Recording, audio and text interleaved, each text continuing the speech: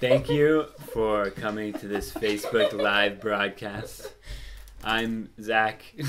And I'm Simon. Wait, hey, you took my thing. My name. And we're actually in the same room. Yeah. See, watch this. If I throw it from this frame. That's kind of cool, actually. Okay. Okay, today we want to continue our antiphon discussion about education. Specifically, we wanted to discuss some things that we feel are important in an educational system. It's kind of like new ideas that we've had.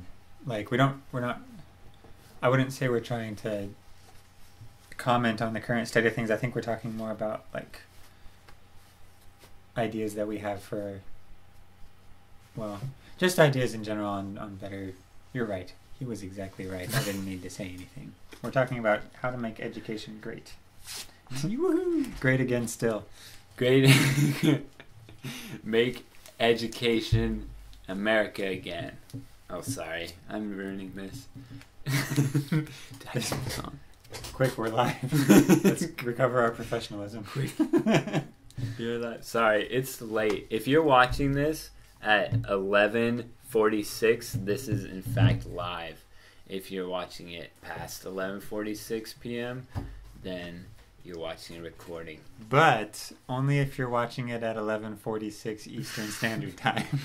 On, what's today's date? On November 5th. The 5th. Dude, it's the 5th of November. Remember that. Remember that. All right, let's go to your topic. So, if you're watching a recording, feel free to comment and also ask questions. And if you're not watching a recording and you're in fact watching this live, feel free to comment and ask questions. Okay, so today we're going to talk about an idea that Simon had that we wanted to talk about, and he's going to introduce it because it's his idea. Oh. Right? So, yeah. Okay. So one of the overarching principles that I think is necessary for a good education system is opportunity. And I actually don't have a problem with commenting on the state of the current educational system in America, as well as talking about other theories. I feel like there's not enough opportunity in the current educational system for individualized rate of growth. That is to say, for children or adults to grow and progress at a rate that is actually individualized to them in particular. Okay. Yeah. You want to talk about that then? Yeah. Talk about that. Yeah. Okay. So what do you want to see then? Like, Okay. so Well, explain your idea. Actually, explain it however you want to explain it. well, there's a lot of things I want to see. So what's wrong with having a standardized rate of individual progression? Probably because not all people want to progress at the same rate. Maybe they can't even progress at the same rate. And so forcing children or adults to progress at the same rate within a system that's static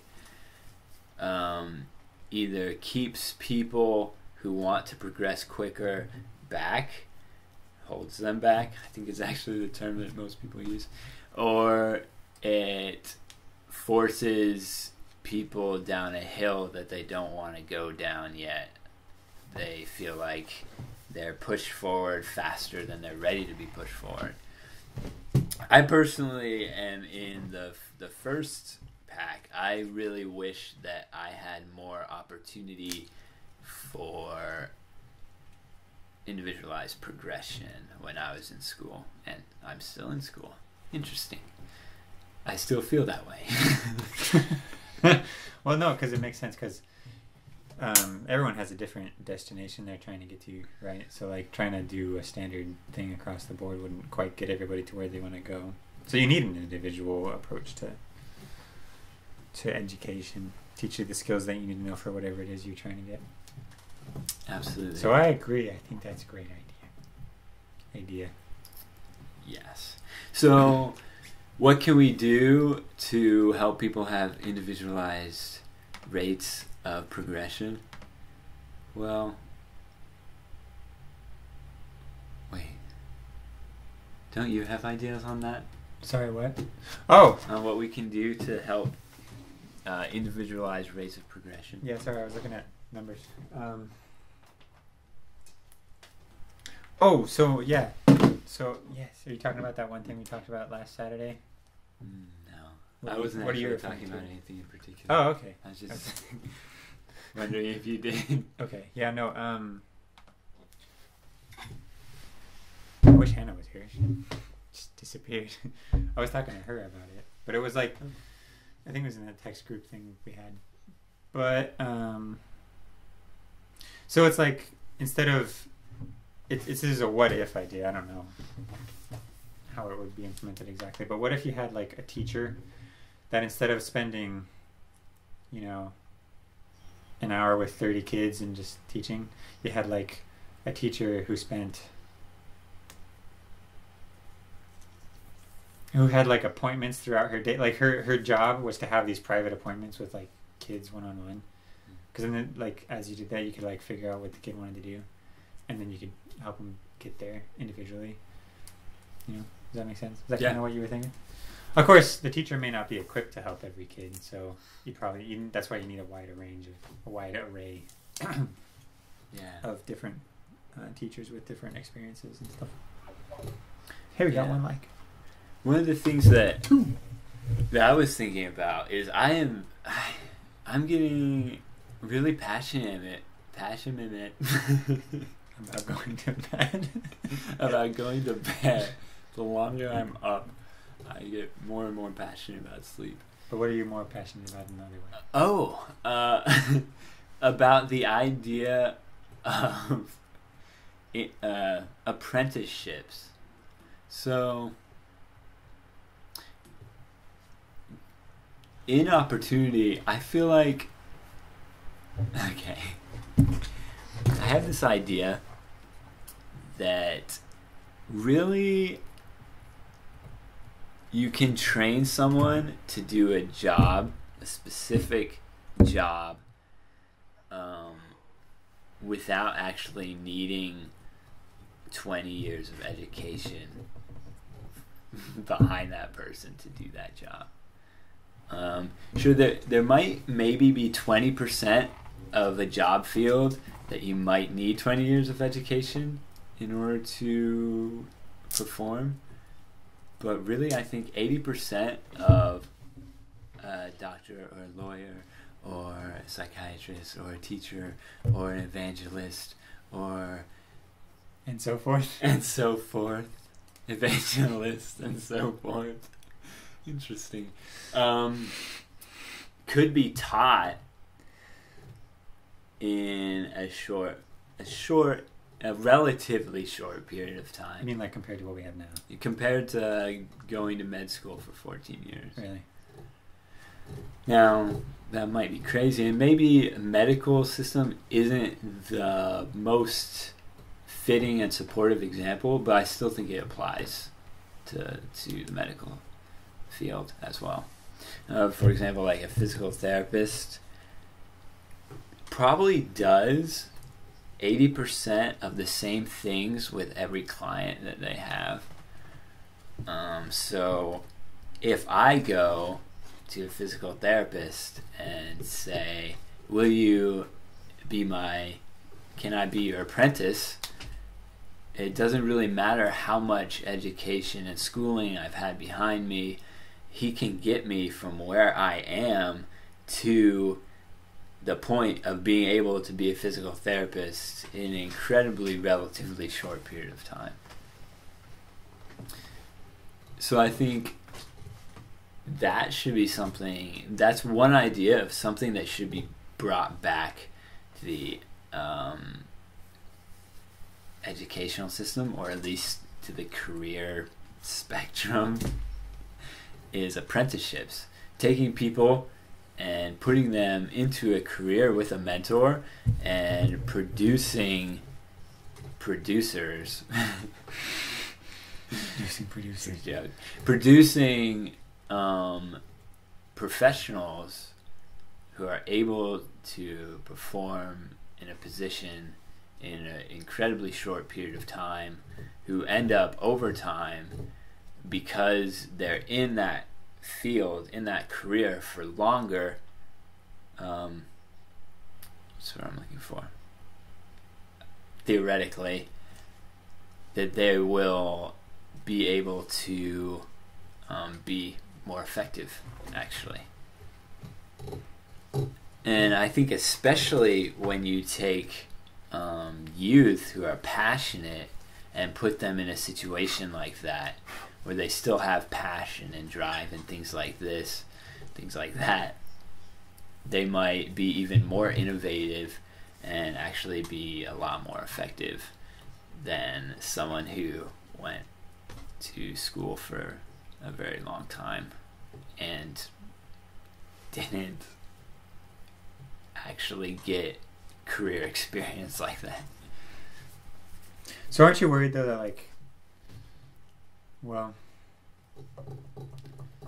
maybe not worried, but like how does somebody know who to apprentice themselves to?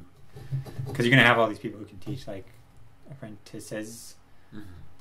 What are they called? The teachers. We'll call them teachers. Mentors, masters, sensei. Yeah, I guess so. But yeah, so like, how do you know that you picked the right one as like a kid? Well, you can't really know, like, with absolute certainty, but there's ways. I mean, the free market, you can just you can see based on their business, their practice, how successful that they are in their field, and that's how you would choose one, theoretically. And theoretically, you're probably not doing the choosing alone, but your parents probably have a say, and there might be a useful body, like, I mean, there's several examples of rating systems that actually rate things and then give feedback to consumers.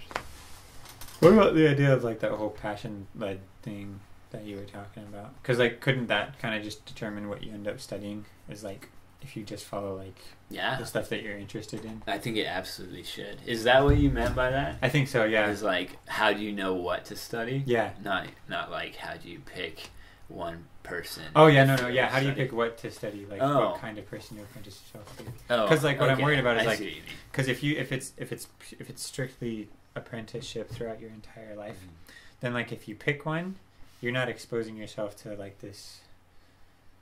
Yeah. Other stuff. Yeah. So I don't think that you should pick.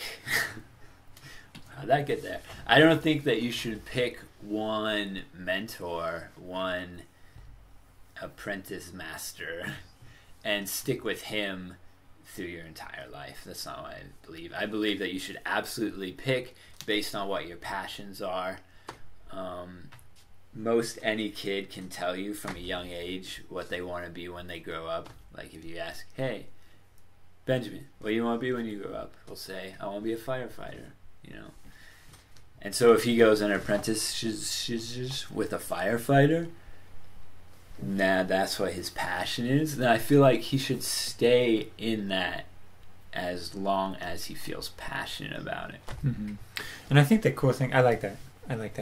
I think the cool thing about passion-led learning in that way is that as a kid, you don't know why you like something necessarily. You just can know that you like it for some reason. And you don't really think about it. But if you go and you start learning about it, either it's going to be perfect and it is what you want to do, or you're going to discover this in and of itself isn't exactly what I want to do. It was this particular element about it that made me want to do it, and then you're like, oh well, if that particular element's what I'm looking for, then maybe there's a career that uses that one more expansively than this one does. Yeah. Also, there's the idea that no, actually, that was my whole thought. Yeah, and we actually have like things similar, but they're not. See, you don't have to worry in this scenario because if you're in an apprenticeship and you have down-regulated, you've downsized the time that actually takes you to become confident in a position in a field, competent in a position in a field, then if you choose to switch to a different field because the time that it takes you to get competent has been cut down so drastically, like that's not really an issue anymore, if that makes sense. So you can totally follow your passion, and you'll find out, like Zach said, you'll find out very soon, as soon as you are dissatisfied with the position, you'll find out that you're dissatisfied. That's true. And why is that a big deal? Because it shouldn't be, but it is.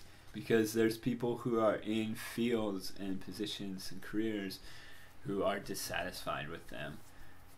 But they're stuck because changing careers might mean, X amount of time. That is very long. It's probably really inconvenient. And it's super inconvenient. Yeah. Change career after you've been doing it for a long time. But if we can downsize drastically the time that it takes to be competent, which in my opinion, apprenticeships would do, then we minimize that problem. Okay.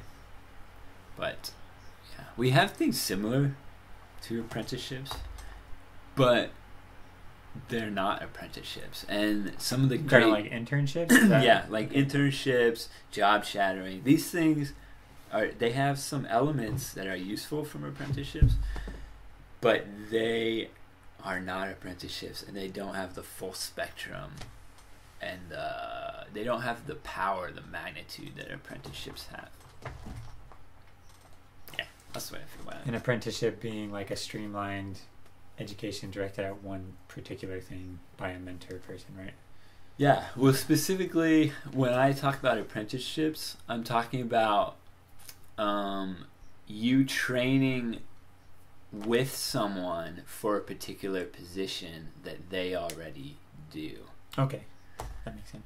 So if I want to be a chiropractor, I could go train with a chiropractor for X amount of time as his apprentice and just be right there beside him, learning and cutting down the time that it would take.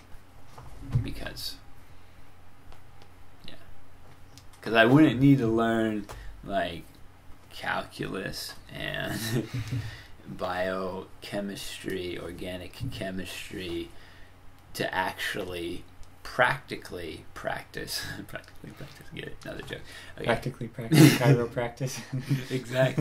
Exactly. Took the words right out of my mouth. Ah, yes, I did. To actually practically practice chiropractic. Okay, I'm just gonna drop that sentence. I like it. I'm kind of. I like this idea. I'm wondering though if we're.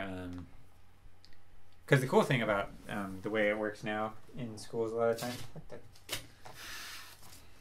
There's duct tape everywhere. Oh, thank you. Yeah, just behind your ear. It's Hannah. Anyway, the way it works now is that you're exposed to like a bunch of different subjects in school.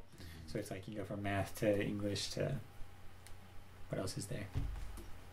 Science and all the different things that each of those things are.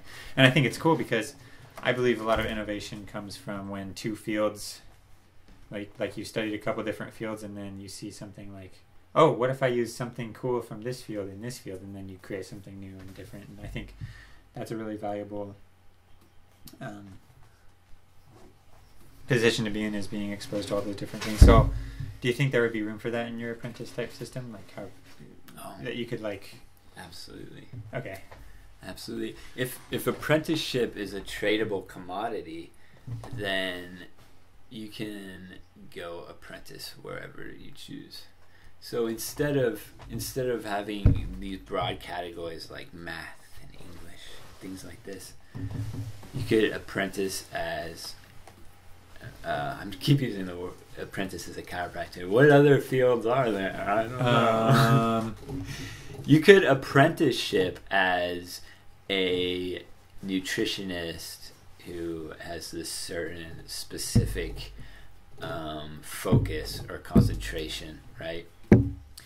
And you could also apprentice as a neuroscientist with this specific application. And those two fields meet and combine because you have the skills, the applicable practical skills from both apprenticeships. And since it's like a tradable commodity, then you can do as many as you have funds for. Does that make sense? Okay. Yeah. And time for.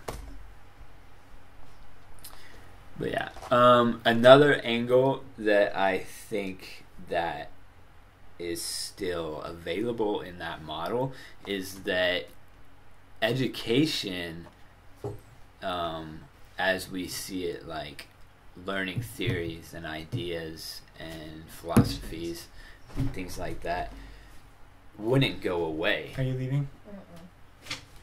It would still be very much present, and so you still take part in that as you like, but the focus, or not necessarily the focus, but an opportunity that you have is the apprenticeship.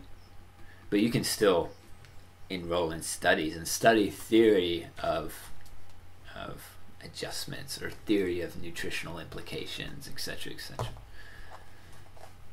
But you also have the benefit of practicing it.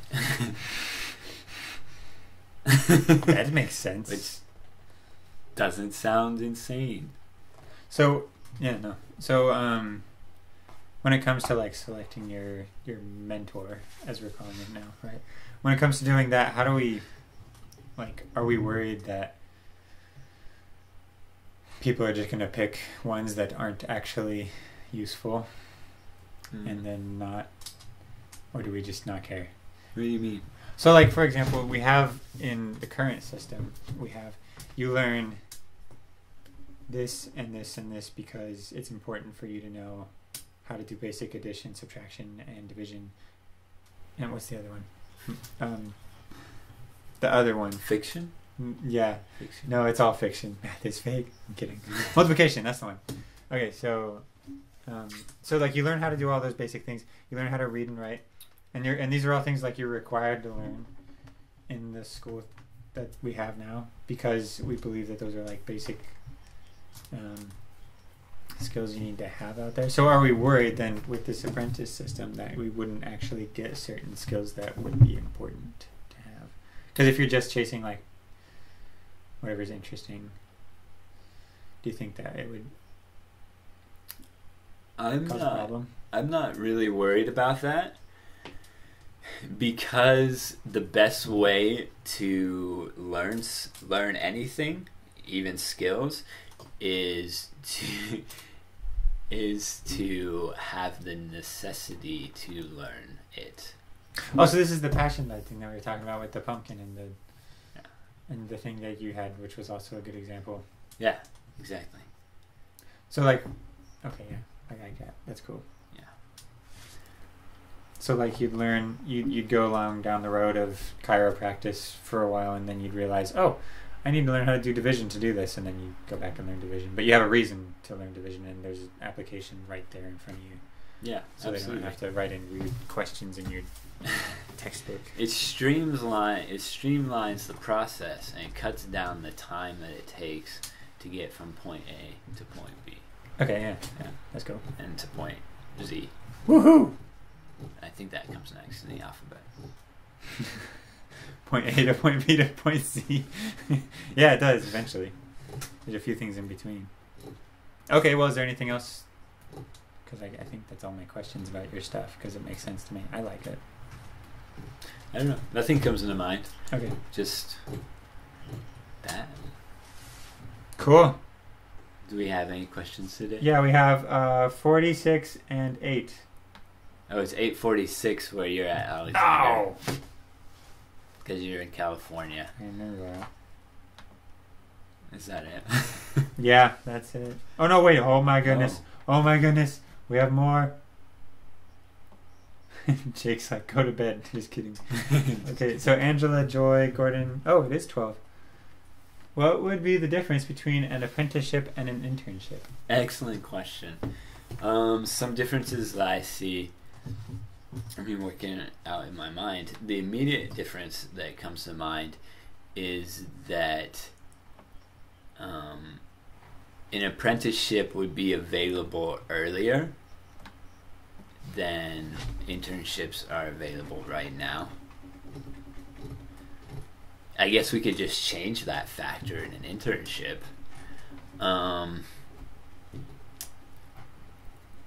Another thing that I can see is that normally an internship,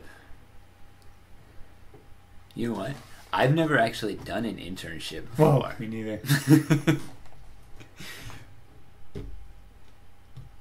Maybe we're not qualified to answer that question. Well, let me look up what an internship is. Theoretically.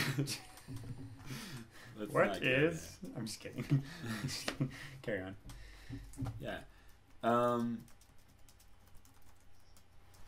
So that is the main difference that I see, is that, so right now, an apprenticeship in my mind happens at an earlier age than an internship, and beyond that earlier age.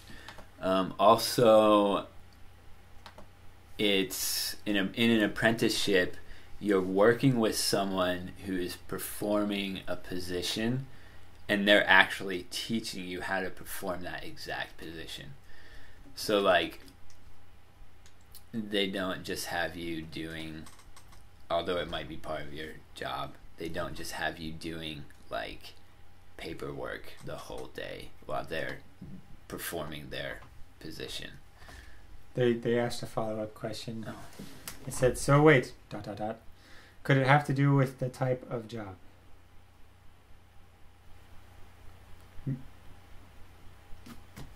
I think apprenticeship is applicable to all jobs, really, because in an apprenticeship you're learning specifically the job of the master, the mentor. But yeah, so that, the next, and yeah. Is that an appropriate answer to that question? I don't know. It's sounds good to me. I don't really see a difference between internship and apprenticeship necessarily. Maybe the Like differences are all arbitrary. Oh, the third one I had was that normally when I interact with apprenticeships, when I see apprenticeships, they're always in conjunction with education, or let me rephrase that. They're always in conjunction with schooling being the main focus, and the internship being something that comes afterwards or during. They asked another one. I have to like close the window and open it again to get new comments. Sorry, but this is so it's like. Are you finished with that? And in the apprenticeship, it's kind of reversed. The focus is on the apprenticeship actually learning the position, and schooling would be secondary to it. Like apprenticeship could be more for, this is Angela again, like apprenticeship could be more for like blue collar hands-on job, where an internship would be the paper pushing. I think that's kind of what, did you already answer that? Is it mm-hmm.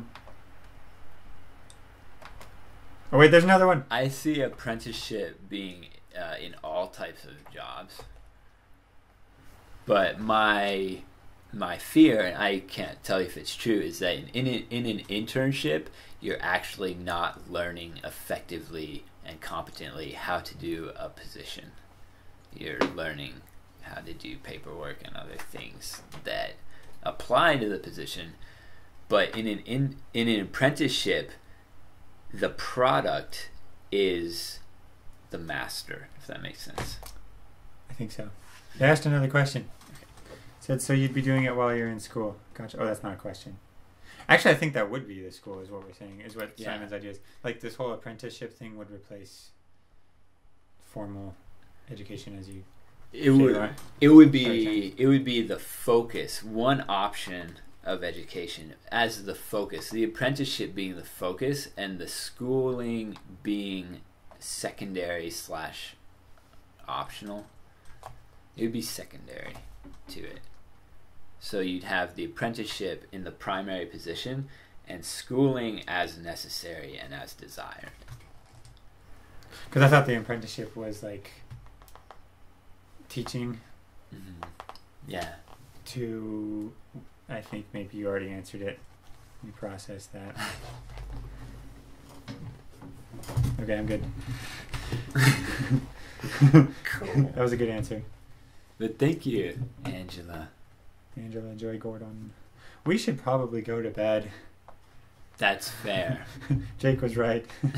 Thank you, Jake. You have better advice for me than I had for myself tonight. I liked your ideas. Thanks for watching. Yeah. Thank you for watching. As always, feel free to comment, ask questions. This video will stay on Facebook Live, but not live. And it will also be posted on my YouTube, Simon Says 314. Which you can like and subscribe to. Which, yeah. And comment in the doodly doo. And you can do the comment in the doodly doo. Yeah. And gotta watch how you say that, actually. Carry on. Okay. Bad joke. So, thank you so much. We're going to say bye now. Bye now. So, thank you for watching, and if you don't live your dreams right now, who will?